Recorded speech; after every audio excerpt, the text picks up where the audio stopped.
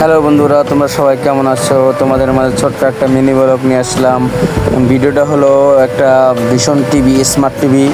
তো একটা ভাইয়ের স্মার্ট টিভি ফোন কিনতে, টিভি কিনতে আসছি। তো তার সেট আপ চলতেছে, শোরুমে আমরা আছি। তো এই যে ভাইটা, ওনার টিভি আর কি। তো মোটামুটি টিভিটা ভালো, অনেক সুন্দর টিভি, ব্র্যান্ডের টিভি। তো ভিডিওটা কেমন হয়েছে একটু শেয়ার করলাম তোমাদের মাঝে, তো একটু জানাবে।